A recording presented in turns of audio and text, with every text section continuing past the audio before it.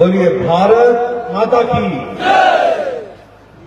आवाज में ताकत होनी चाहिए, गर्मजोशी होनी चाहिए। बोलिए भारत माता की, भारत माता की, भारत माता की। आज के इस कार्यक्रम में मंच पर उपस्थित हमारे पूर्व में रहे यशस्वी मुख्यमंत्री और मेरे वरिष्ठ सहयोगी श्री जयराम ठाकुर जी, हमारे बहुत ही कर्मशील, जुझारू और संवेदनशील अध्यक्ष श्री डॉक्टर राजीव बिंदल जी, हमारे प्रभारी अविनाश राय खन्ना जी, हमारे प्रभारी संजय टंडन जी, आप सबके लोकप्रिय सांसद और संसद में मेरे साथी सुरेश कश्यप जी, हमारे वरिष्ठ सहयोगी पूर्व में मंत्री रहे श्री सुखराम चौधरी जी, जिला के अध्यक्ष रतन पाल जी, पूर्व सांसद वीरेंद्र कश्यप जी, त्रिलोक कपूर जी, राजीव सहजल जी, गोविंद राम जी, लखविंदर राणा जी, परमजीत पम्मी जी, रीना कश्यप जी, बलदेव तोमर जी, नारायण सिंह जी, रश्मिधर सूद जी,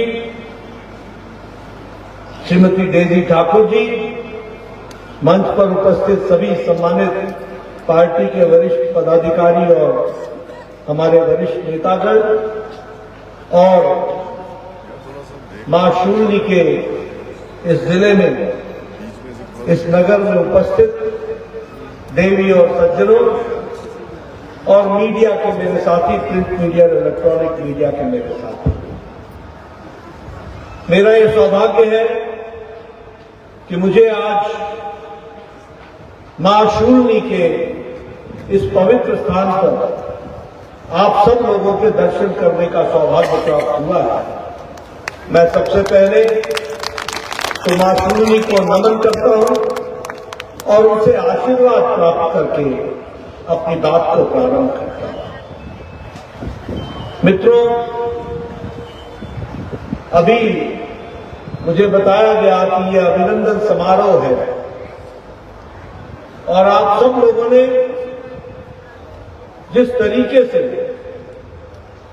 जब से मैं हिमाचल में प्रवेश किया, वहां से लेकर इस सोलन के पुराने बस स्टैंड तक जिस गर्मजोशी के साथ आपने मेरा अभिनंदन किया है, स्वागत किया है, उसके लिए सबसे पहले तो मैं पूरे करबद्ध आप सबका धन्यवाद करता हूं। जो आप लोगों ने प्रेम दिखाया उसके लिए विशेष करके आपका धन्यवाद करता हूं। लेकिन मित्रों, यह अभिनंदन मेरा नहीं है, यह अभिनंदन कोई राष्ट्रीय अध्यक्ष का नहीं है, यह अभिनंदन उस विचारधारा का है जिसके लिए चार पीढ़ियों ने अपने आप को खपा दिया और आज हम यशस्वी हमल करके निकले हैं इसको। और मैं उन 4 पीढ़ियों को नमन करता हूं जिन्होंने अपना सारा जीवन पहले दिया और बाद में कमल के लिए सर्वस्व आहूत किया। यह उस विचारधारा की विजय का अभिनंदन है, इसको हमको समझना। मित्रों, हमें राजस्थान में जीत मिली, हमें मध्य प्रदेश में जीत मिली, हमें छत्तीसगढ़ में जीत मिली, तेलंगाना में भी हम 7% से 14% पहुंच गए, दुगना हमने अपना वोट परसेंटेज बढ़ाया। मिजोरम में भी हमारे एमएलए डबल हो गए, 1 से 2 हो गए, जहां हमारा कुछ नहीं था। लेकिन ये जो 3 राज्य हमने जीते, चुनाव से पहले मुझे कई बार जयराम जी का फोन आता था, यहां तो मीडिया वाले कुछ और बोल रहे हैं, मध्य प्रदेश तो गड़बड़ा रहा है और छत्तीसगढ़ तो गया। बोलिए ऐसा बताते थे कि नहीं बताते? बोलते थे कि नहीं बोलते थे? राजस्थान शायद आ जाए। और हमारे बहुत से भाई जो बड़े लंबे समय से टुकुर टुकुर टुकुर टुकुर बड़े इंतजार में बैठे कि अब आई बारी, अब आई बारी, अब आई बारी, वो बड़े खुश हुआ। और उस समय मैंने उनको कहा था, जयराम जी आपकी भी जरूरत है, आप भी आइए और मध्य प्रदेश की जनता को, राजस्थान की जनता को और छत्तीसगढ़ की जनता को समझाइए कि जो इन्होंने हिमाचल में वायदा किया था, साल बीत गया, एक ही वायदा पूरा नहीं किया।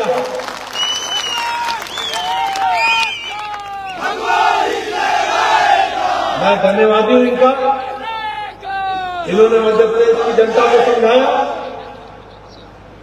राजस्थान की जनता के समझ में आया, बघेल की हैकड़ी निकाल दी, छत्तीसगढ़ की जनता को समझ में आया।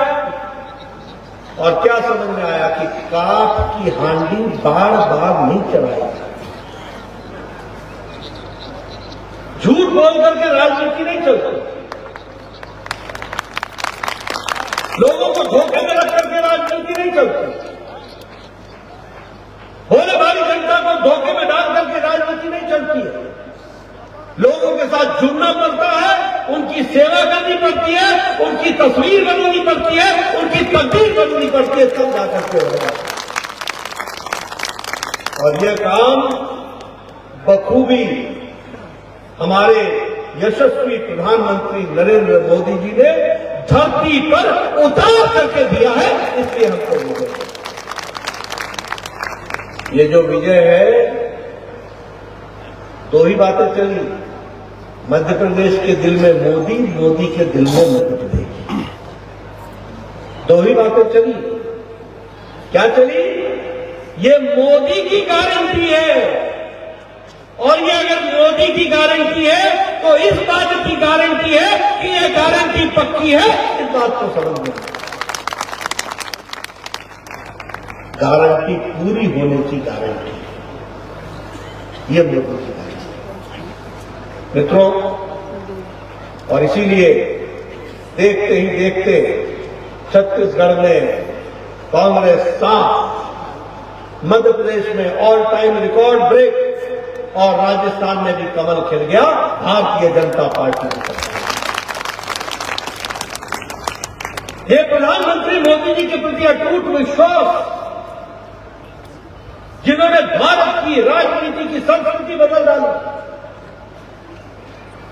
एक समय में राजनीति होती थी जब लोग काठ की हांडी चढ़ा करके अपना काम चलाते थे। आज समय बदल गया, लोग धरती पर देखते हैं कि किसका कितना काम हुआ, और लोगों को ध्यान में आया कि भूपेश बघेल गरीबों को दिया गया मोदी जी का कार्यक्रम को रोकने का, अटकाने का, लटकाने का, भटकाने का काम कर रही है। इसलिए छत्तीसगढ़ की जनता ने बघेल और उसकी सरकार को लटका दिया, अटका दिया, भटका दिया और घर वापस भेज दिया। ये हमको याद है। राजस्थान में लोगों के ध्यान में आया कि ये गहलोत की सरकार महिलाओं पर अन्याय करने वाली सरकार है, भ्रष्टाचारी सरकार है, युवाओं से अन्याय करने वाली सरकार है। 19 बार पेपर लीक हो गया, कोई भर्ती नहीं हुई, भ्रष्टाचार में भ्रष्टाचार, महिलाओं के साथ अत्याचार।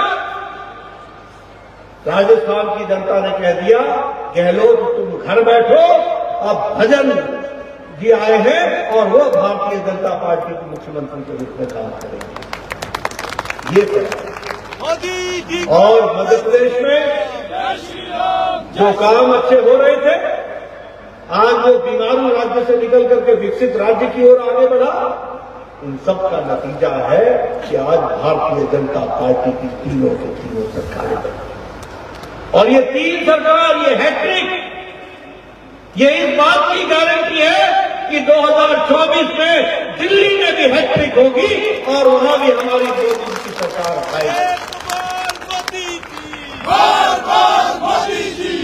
और मित्रों, ये इस कारण से है कि प्रधानमंत्री मोदी जी, देखो आज जब देश को बांटने के लिए जाति चल रही है, तो प्रधानमंत्री मोदी जी ने कहा कि हमारी सिर्फ 4 जाति, गरीब, ज्ञान, गरीब, युवा, अन्नदाता और नारी शक्ति। महिलाएं, युवा, गरीब और हमारे किसान, जो हमारे अन्नदाता, यही जाति है। इसलिए इनकी चिंता करें। महिलाओं का जितना सशक्तिकरण हुआ वो हम सबके ध्यान में है। बताइए, आज कोई यहां ऐसा है जिसके घर में गैस का सिलेंडर ना हो और गैस का कनेक्शन ना हो? कोई है? ये 100% गैस का कनेक्शन। और प्रधानमंत्री मोदी जी ने उज्ज्वला योजना में तो दिया ही दिया।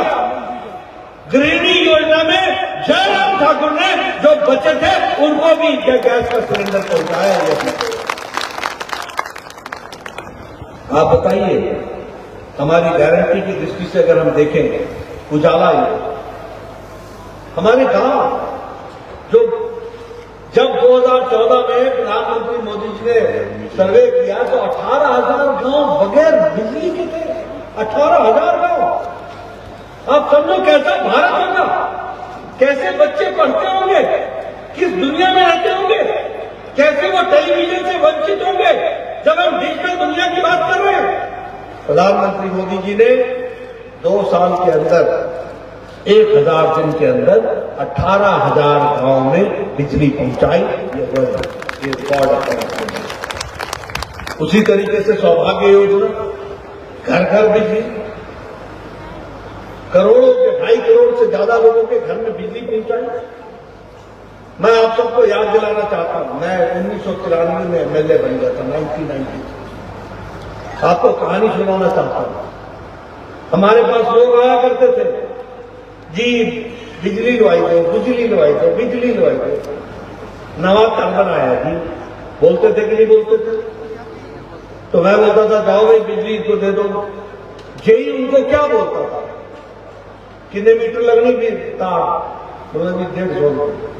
तो चलो 75 तू इंतजाम कर, 75 मैं कर। आपको समझ में आया? समझ में आया? और क्या बोलता था कि खंबा गांव वाले आकर के उठा करके ले जाएं, जब खंबा पहुंच जाए तो हमको बताना, मैं 75 मीटर की बिजली की तार दूंगा, 75 तूने लगाना, तब तेरे घर बिजली पहुंचे।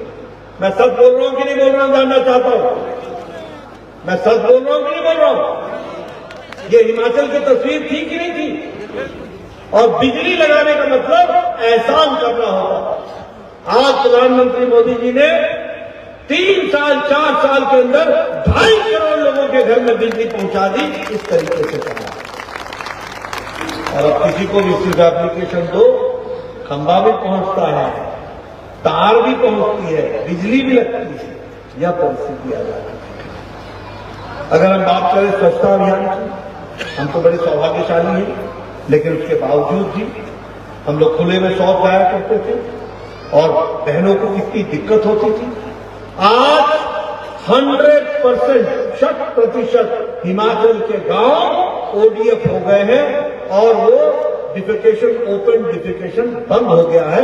सबके घर में शौचालय बन गए हैं। यह परिस्थिति। और देश में 12 करोड़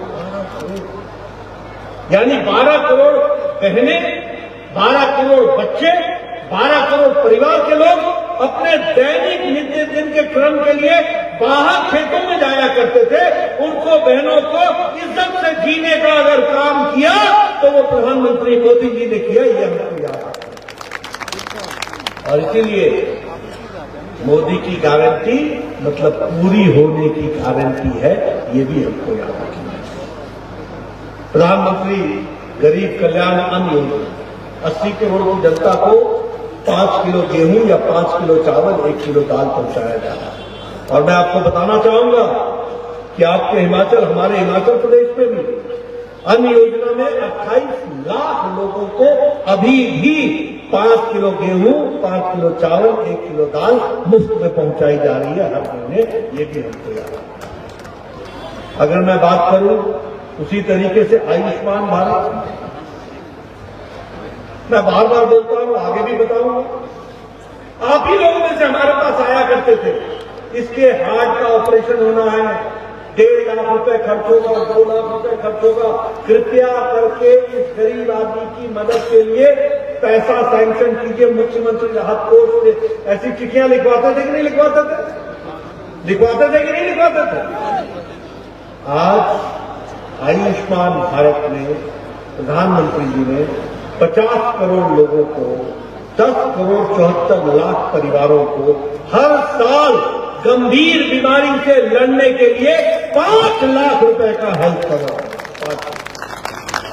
और हिमाचल में जो लोग बच गए थे आयुष्मान भारत में 4,07,000 लोग इसमें आए, और जो बच गए उसको जयराम ठाकुर जी ने हिम केयर के तहत उसको कवर करके दिया है। ये भी हमको याद करना चाहिए, कोई उससे बाहर न रहे इस तरीके का। और आयुष्मान के नए कार्ड बनने शुरू हो गए, और उसमें एक और कार्ड भी है, वो आभा कार्ड। आयुष्मान भारत वो हेल्थ वाला जो कार्ड, वो भी बनना शुरू है और वो भी लोगों को मिल रहा है। तो ये विकसित भारत की तरफ चलने की प्रक्रिया है और प्रधानमंत्री मोदी की नेतृत्व में। और ये जो 3 प्रदेशों में जीत हुई है और सब जगह कमल खिल रहा है, ये मोदी जी के प्रति अटूट विश्वास और भारत की राजनीति की संस्कृति बदलने के कारण आज ये हमको मिल रहा है। इसको हमको समझना। मित्रों, जब मैं ये सारी बातें आपसे करता हूं तो मैं ये भी आपसे कहना चाहूंगा कि जब हम हिमाचल की बात, जयराम ठाकुर जी कुछ विषयों को आपके सामने रख रहे हैं, लेकिन मैं भी आपके सामने बताना चाहूंगा। आज Indian institute of management Sirmaur में बन रहा है और उस पर लगभग 392 यानी 400 करोड़ रुपए खर्च हुए। और सुखराम जी आपके देखरेख में वो काम तीव्र गति से चल, उसको अब वो भी पूरा होने वाला। कभी सोचा था कि Indian institute of management Himachal में आएगा? कभी सोचा था कि all India institute of medical sciences आएगा? लेकिन ये सारी चीजें आपको यहां पर मुहैया कराई है तो प्रधानमंत्री मोदी जी ने कराई है। ये भी आप बताइए, कमल खिला तो नाहन में मेडिकल कॉलेज आया कि नहीं आया? कमल खिला तो हमीरपुर में मेडिकल कॉलेज आया कि नहीं आया? कमल खिला तो चंबा में मेडिकल कॉलेज आया कि नहीं आया? कमल खिला तो बिलासपुर में हाइड्रो इंजीनियरिंग कॉलेज आया कि नहीं आया? कमल खिला तो मंडी में मेडिकल कॉलेज आया कि नहीं आया? कमल खिला तो सुपर स्पेशलिटी ब्लॉक शिमला में आया कि नहीं आया? आप बताइए, कमल खिला तो 2700 किलोमीटर की सड़क प्रधानमंत्री ग्रामीण सड़क योजना में गांव-गांव में पक्की सड़क पहुंचाई गई। ये हम सबको जानना है। और इसलिए मित्रों, जब मैं आपके साथ ये सारी चीजों की चर्चा करता हूं तो आपसे ये भी मैं पूछना चाहता हूं, और खास करके मैं महिलाओं के बहनों से पूछना चाहता हूं, 1500 रुपए हर महीने मिलने लग गए क्या? मिलने लग गए क्या? किसी को मिल रहे हैं क्या? और ये 300 रुपए बिजली की फ्री बिजली मिलने लग गई क्या? और ये बेरोजगारों को 1 लाख नौकरियां मिल गई क्या? 5 लाख रोजगार के अवसर मिल गए क्या? 100 रुपए लीटर दूध लेना शुरू हो गया क्या? आप बताइए कि किसी का गोबर भी खरीदा गया क्या? ये ऐसी गप्पी मारने वाली, गप्पे मारने वाली सरकार है। ये बैकगियर की सरकार है, बैकगियर। इस सरकार में 900 गवर्नमेंट इंस्टीट्यूशंस को बंद किया है, जिसको जयराम ठाकुर ने खोला। 900 620 गवर्नमेंट इंस्टीट्यूट है, गवर्नमेंट ऑफिसेज है। और उसी तरीके से हिमकेयर की स्कीम जो चल रही थी, जिससे गरीब लोगों को, हिमकेयर की स्कीम में गरीब लोगों को राहत मिल रही थी, उसका 200 करोड़ रुपए भी इस सरकार ने अस्पतालों को नहीं दिया है। और अब अस्पताल में भी इलाज करना प्रायः बंद कर दिया। बोलो, ऐसी सरकार चाहिए क्या? आगे ऐसी गलती करोगे क्या? ऐसी गलती होनी चाहिए क्या? वो गलती हुई थी कि नहीं हुई थी? मिल गया नतीजा? समझ में आया? तो ये हमको राजनीति में समझने की। आज चाइना का ग्लोबल टाइम्स वो लिख रहा है, वो भारत की प्रशंसा कर रहा है, चाइना का ग्लोबल टाइम्स, और वो लिख रहा है मोदी जी की प्रशंसा में कि भारत नई ऊंचाइयों को छू रहा है और नई छलांग लगा रहा है, विकास की ओर सबसे ज्यादा विकास है। ये हमको सुनने को मिलता है। इसलिए मित्रों, अगर हम विकास की कहानी कहें तो एक नहीं अनेकों हमारे पास उदाहरण है जो बताते हैं कि किस तरीके से विकास हो रहा है। आप बताइए, आपका ये जो बाईपास बना था, तो यही आपने विकास देखा था ना? नेशनल हाईवे, एक्सप्रेस हाईवे तो मोदी जी के बाद ही देखा ना। ये 4 लेन, ये हाईवे, ये अंडरब्रिज, ये ओवरब्रिज, ये अटल टनल, ये सब अभी देखा ना। कभी सोचा था कि परवाणू से लेकर शिमला तक नेशनल हाईवे बनेगा, 4 लेन वे बनेगा? कभी सोचा था कि शिमला से धर्मशाला तक 4 लेन बनेगा, हाईवे बनेगा? कभी सोचा था कि कीरतपुर से लेकर मनाली तक 4 लेन बनेगा, हाईवे बनेगा? आज किसी से पूछो, बोलो मैं 1 घंटे में आ जाऊंगा, मैं 1.5 घंटे में आ जाऊंगा, मैं 1 घंटे में आ जाऊंगा। कैसे आ जाऊंगा? हाईवे पकड़ूंगा, बस आ जाऊंगा। ये कनेक्टिविटी, ये विकास, ये काम जो आपको मिले हैं, वो हम सबके ध्यान में है। और इसीलिए मैं आप सबसे कहना चाहता हूं, आप मुझे अभिनंदन कर देंगे, धन्यवाद कर देंगे, उससे काम नहीं चलेगा। हमें अपनी जिम्मेवारी भी निभानी पड़ेगी, आपको अपनी जिम्मेवारी भी निभानी पड़ेगी। और मैं आपके घर का इसलिए आपको बोल देता हूं, जब चुनाव आता है तो आप ये नहीं देखते हो कि सड़क किसने बनाई, आप ये नहीं देखते हो कि जो लोग 2-2 किलोमीटर, 3-3 किलोमीटर पानी भरने जाया करते थे, आज उनके घर में नलके पहुंचाए गए हैं। आप उस समय भूल जाते हैं कि आपके स्कूल पे शिक्षक पहुंचाने का काम किसने किया। आप उस समय भूल जाते हैं कि आपके विकास के लिए किसने अपने आप को योगदान किया है। और कई बार मुझे सुनने को मिलता है, लोग बोलते ना गिनना, इसलिए क्यारी सीधी करना, क्यारी सीधी, उसकी गर्दन सीधी करना, ये मिलता नहीं, ये बात नहीं करता। मित्रों, मुद्दे तय है, कौन आपके विकास करेगा, किसके माध्यम से आपका भविष्य करेगा। मैं आपके घर पहुंचने बोल रहा हूं, मैं 3 बार यहां से मिले रहा हूं, इसलिए बोल रहा हूं, मुझे मालूम है हमें भी आगे बढ़ना पड़ेगा, हमें भी अपनी जिम्मेवारी निभानी पड़ेगी, बदलते तस्वीर में अपने आप को योगदान करना पड़ेगा। और इसलिए तय करो कि हमको किस तरीके से विकास करना है। बोलिए, हिमाचल का विकास मोदी जी के नेतृत्व में हुआ कि नहीं हुआ? आज आप बताइए, जब ये अपना ये जिसको ये जो त्रासदी आई, उसमें हम लोगों ने पैसे पहुंचाए कि नहीं पहुंचाए? आपको समय पर पहुंचाए कि नहीं पहुंचाए? और वह भी जितना आपने कहा वो बार बार आकर के पहुंचाया कि नहीं पहुंचाया? कोई कांग्रेस का दिल्ली से नेता आया था आपकी खबर लेके? मैं ये नहीं पूछूंगा कि आए थे या आई थी, कोई आया?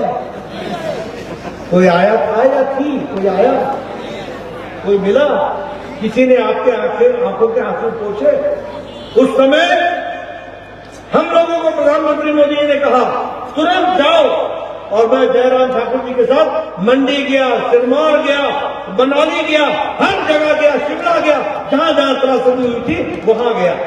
और 1,00,000 करोड़ से ज्यादा हम लोगों ने इसमें अपने राहत कोष पहुंचाया।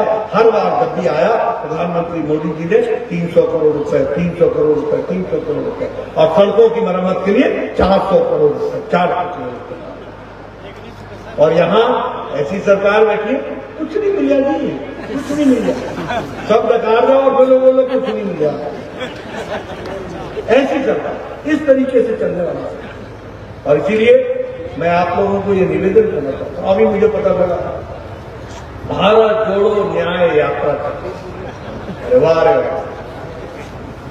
भारत को तोड़ने में तुमने कोई कसर छोड़ी नहीं, अब भारत को जोड़ने की यात्रा में तुम चले हो। आप बताओ, धारा 370 भारत को कमजोर करता था कि नहीं करता था? करता था कि नहीं करता था? मोदी जी ने धारा 370 हटा दी कि नहीं हटा दी? और कांग्रेस ने उसका विरोध किया कि नहीं किया? किया कि नहीं किया? ये जोड़ने चले, ये जोड़ने चले। जवाहरलाल नेहरू विश्वविद्यालय में मैं बार बार बोल रहा हूं, कोई कांग्रेस के नेता में, राहुल गांधी से लेकर सोनिया गांधी से लेकर आज दिन तक किसी नेता ने इसका जवाब नहीं दिया। जब जवाहरलाल नेहरू के परिसर में नारे लग रहे थे, भारत होंगे टुकड़े टुकड़े इंशाअल्लाह इंशाअल्लाह, नारे लग रहे थे, अफजल हम शर्मिंदा हैं, तेरे कातिल जिंदा हैं। और ये अफजल कौन था? अफजल वो था जिसने पार्लियामेंट के अटैक में, वो मास्टरमाइंड था, उसको फांसी की सजा हुई थी। ये नारे लग रहे थे कि अफजल हम शर्मिंदा है, तेरे कातिल जिंदा है। इसका मतलब कातिल कौन हुआ? सुप्रीम कोर्ट का जज जिसने सजा सुनाई। कातिल कौन हुआ? प्रणब मुखर्जी, जो देश के राष्ट्रपति थे, जिन्होंने उसको माफ नहीं किया। और दूसरे दिन इन नारे लगाने वाले लोगों के साथ राहुल गांधी खड़े हो जाते हैं, बोलते हैं मैं तुम्हारे साथ हूं। बोलो ये जोड़ो यात्रा है या तोड़ो यात्रा है? बोलो जोड़ो यात्रा या तोड़ो यात्रा है? आज दिन तक माफी नहीं मांगी राहुल गांधी ने, आज दिन तक। और मेरा ये कहना है कि जब तक तुम माफी नहीं मांगते हो, तुम कभी भारत को जोड़ नहीं सकते, तुम हमेशा तोड़ने के लिए लगे रहे, ये याद। आप बताइए, ये जोड़ो यात्रा पर निकले हैं। सन 84 के दंगे, हमारे सिख भाई जो कत्लेआम कर दिए गए, सारे देश में त्राहिमाम मच गया, हमारे सिख भाइयों के साथ अन्याय हुआ। आज दिन तक कांग्रेस पार्टी के एक नेता ने भी माफी नहीं मांगी, आज दिन तक। और उस समय के बनने वाले प्रधानमंत्री स्वर्गीय राजीव गांधी कहते हैं, जब बड़ा पेड़ गिरता है तो धरती हिलती है। ये भारत जोड़ो यात्रा पर निकले, ये तोड़ो यात्रा पर निकले, ये न्याय करने निकले हैं या न्याय करने निकले हैं? किसके साथ न्याय करने निकले हो? मैं ऐसे कई उदाहरण दे सकता हूं। अटल जी ने बिहार से झारखंड बनाया, अटल जी ने उत्तर प्रदेश से उत्तराखंड बनाया, अटल जी ने मध्य प्रदेश से छत्तीसगढ़ बनाया। एक खून का कतरा नहीं बहा, सब लोगों ने साथ दिया और दो प्रदेश बन गए, ये हम लोगों ने देखा। लेकिन जब आप तेलंगाना बनाने लगे तो खून खराबा भी हुआ उसके साथ, हजारों लोगों की जानें गई, हजारों लोग शहादत दिए। कब आपने भारत को जोड़ने की बात की है? हमेशा भारत को तोड़ने की बात की। और न्याय की बात, आज बड़े आजकल आप लोग ओबीसी का राग लाते हैं। ये ओबीसी का नारा आपको दे दिया गया है और आप सोचते हो किसी से आपकी नैया पार हो जाएगी। मैं जानना चाहता हूं, 1953 में काका कालेलकर की रिपोर्ट आई थी, जवाहरलाल नेहरू प्रधानमंत्री 1964 तक रहे। क्या किया उन्होंने काका कालेलकर रिपोर्ट का? धूल फाकती रही वो काका कालेलकर रिपोर्ट, कुछ नहीं हुआ ओबीसी का, किसी ने नहीं पूछा ओबीसी को, किसी ने उसकी चिंता नहीं की। ये न्याय की बात करते हैं। मैं जानना चाहता हूं, मंडल कमीशन श्रीमती इंदिरा गांधी के टाइम पर आ गया था, राजीव गांधी के टाइम पर रहा, दिल्ली के अलमारियों में धूल फाकता रहा, आप उस पर बैठे रहे। आपने कभी उस पर चर्चा नहीं की, आपने कभी बात नहीं की। और राजीव गांधी ने तो संसद में स्टेटमेंट दिया, न जात पे न पात पे, न जाति चलेगी न कोई बात चलेगा, ये आपने स्टेटमेंट दिया, पार्लियामेंट के अंदर दिया। और आज आपके बेटे ओबीसी का नारा लगाते हैं। और ओबीसी को संवैधानिक दर्जा दिया तो किसी और ने नहीं दिया, नरेंद्र मोदी जी ने दिया। ये हमको याद रखना। न्याय की बात करते हैं, सबसे ज्यादा ओबीसी के एमपी हमारे, सबसे ज्यादा मंत्री ओबीसी के हमारे, सबसे ज्यादा गवर्नर ओबीसी हमारे, सब तरीके से ओबीसी की चिंता करने वाले हम। हमारी पार्टी आदरणीय मोदी जी के नेतृत्व में उनके विचार, उनकी सोच, उसके कारण वो सब कुछ हुआ। और ये सारी बातों को लेकर के आज आप ओबीसी के लिए चर्चा कर रहे हो। आपको ओबीसी में कोई भी दिलचस्पी नहीं है। आप बोलो, राहुल गांधी ने नारे लगाया था कि नहीं लगाया था, सब मोदी चोर है, कहा था कि नहीं कहा था?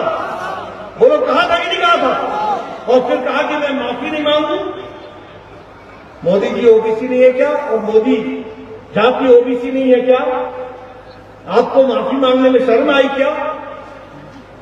आप न्याय की बात कर रहे हो, आप जोड़ने की बात कर रहे हो। आप तोड़ने में और अन्याय करने में इस देश के साथ एक बार नहीं अनेकों बार आपने अन्याय किया है, ये हमको ध्यान में रखना है। इसलिए मित्रों, ये जो काठ की हाड़ी है ना, जो ये चढ़ा के गए थे हिमाचल में, तो मैं कहूंगा जरा सा संभल के रहना इनसे। रहोगे कि नहीं रहोगे? ये फिर आएंगे, बड़ी बड़ी बातें करेंगे, आपका वोट लेने की कोशिश करेंगे और फिर अपना रास्ता नापेंगे। ये आपको ध्यान रखना। मित्रों, विकसित भारत की दृष्टि से गांव गांव में 2.5 लाख पंचायतों में हम पहुंच रहे हैं। और प्रधानमंत्री मोदी ने कहा है, कोई भी पात्र उज्ज्वला योजना का छूट न जाए, कोई भी पात्र स्वास्थ्य अभियान का न छूट जाए, कोई भी अपना स्वास्थ्य शिविर में स्वास्थ्य की जांच कराने से छूट न जाए, कोई भी स्वनिधि से न छूट जाए, कोई भी व्यक्ति अपने स्वामित्व योजना से न छूट जाए, कोई भी भारत की स्कीमों की योजनाओं से न छूट जाए। मैं आपसे अपील करूंगा, जहां जहां विकसित भारत की यात्रा आए, पूरी ताकत के साथ आप उसमें जुड़िए और उसको सफल बनाइए। और जो गरीब भाई हमारे इससे वंचित रह गए हैं, उनको उसका लाभ पहुंचाने के लिए आप आगे बढ़िए। ये आपसे मैं निवेदन कर रहा हूं। मैं यहां आपसे एक ये भी निवेदन करना चाहता हूं, 2024 में बताओ चौका लगेगा कि नहीं लगेगा? बोलो, जोर से बोलो भैया, लगेगा कि नहीं लगेगा? अच्छे से लगेगा कि नहीं लगेगा? एडवांस बुकिंग हो रही है कि नहीं हो रही है? मित्रों, घर घर जाके बता दो, अगर चाहते हो कि भारत आगे बढ़े तो मोदी जी के हाथ में देश सुरक्षित है, आगे बढ़ना है। अगर चाहते हो कि भारत विकसित भारत बने तो ये आवश्यक है कि प्रधानमंत्री मोदी जी इस देश को लंबे समय तक आगे बढ़ाएं। और इसलिए हमारी जिम्मेवारी बन जाती है कि हम उनको पूरी ताकत दें, पूरा आशीर्वाद दें, पूरी सफलता दें। और इसके साथ साथ मैं इस कार्यक्रम के लिए अपने राजीव बिंदल जी को और उनकी टीम को और उनके सहयोगियों को, अपने संगठन मंत्री संधातन जी, सबको मैं धन्यवाद देता हूं, जिन्होंने ये शानदार कार्यक्रम किया। और आप सब लोग जिस गर्मजोशी के साथ लगे रहे, नारे लगाने लगे रहे, मैं आपसे कहूंगा कि मैं कहता हूं, आप आगे बढ़ो और अपना भविष्य आगे बढ़ाओ। इसके लिए आप काम में जुटिए, देश को आगे बढ़ाइए। और देश अगर आगे बढ़ेगा तो हम सब लोग आगे बढ़ेंगे। और देश आगे बढ़ने का रास्ता है कि मोदी की गारंटी पूरे होने की गारंटी है। इसको हमको समझ करके करना है। आपने मेरी बात सुनी, आपका बहुत बहुत धन्यवाद। जय भारत, जय हिंद।